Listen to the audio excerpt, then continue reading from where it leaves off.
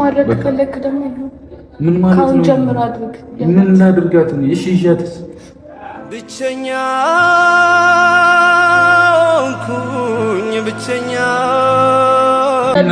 ብዙ ነገር እያደረክ ያለው ራስ ወዳድ። አሁን ለምንድን ነው የምታስጨንቂኝ? እንዲህ እያልሽ ራስ ወዳድ ነው እያልሽ ለምንድን ነው ሌላ ነገር ውስጥ የምትከቺ?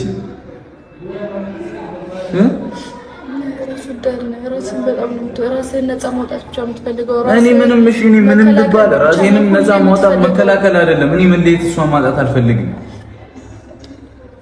ሃይሚ የሚገባሽ ከሆነ እኔ አንቺን ማጣትም መለየትም አልፈልግም። እኔ አንተን መለየት እፈልጋለሁ እኮ። ካልፈለግሽ እናውራ እኮ ነው የምልሽ። ካላወራን ታዲያ እንዴት ነው ችግራችን የምንፈታው?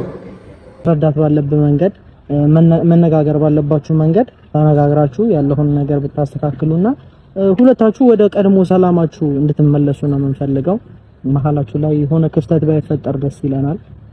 ሰላም ቤተሰብ እንዴት ናችሁ? ደህና ናችሁ? ሰላም ናችሁ አላችሁ አለን። ዛሬ በጣም በሚያሳዝን ርዕስ ነው የመጣሁት ማለት ነው። እንግዲህ እስከ መጨረሻ ተከታተሉኝ። አስተያየት ካላችሁ በኮሜንት አሳውቁኝ። ትላንትና በተለቀቀ ቪዲዮ ላይ ሃይሚ በጣም አዝናለችን፣ በጣም ከፍተዋታል እንዳያችሁ ማለት ነው።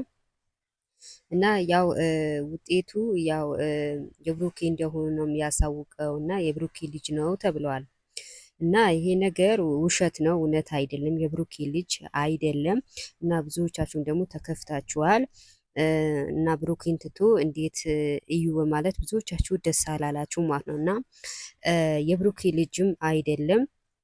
እና ያው እሱ ለማረጋገጥ ለመንገር ነው ብሩኬ የመጣ ማለት ነው። ብሩኬ ምንድን ነው ያለ?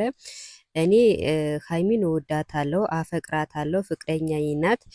ሲቀጥል ደግሞ የልጄ እናት ናት፣ እሷን መክዳት አልችልም በማለት ያው ሰምታችኋል ተናግረዋል ማለት ነው።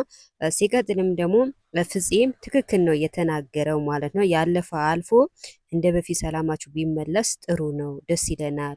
እና ብዙ የሚወዳችሁና ብዙ የሚያከብራችሁ ሰዎች አሉ። ስለዚህ እነዛ ሰዎች ሳይቀየሟችሁ ሳይከፋቸው ወደ ራሳችሁ ተመለሱ፣ እንደነበራችሁ ሁኑ በማለት መልስ ሰጥቷል። ያው ሰምታችኋል ፍፄ ያለውን ማለት ነው።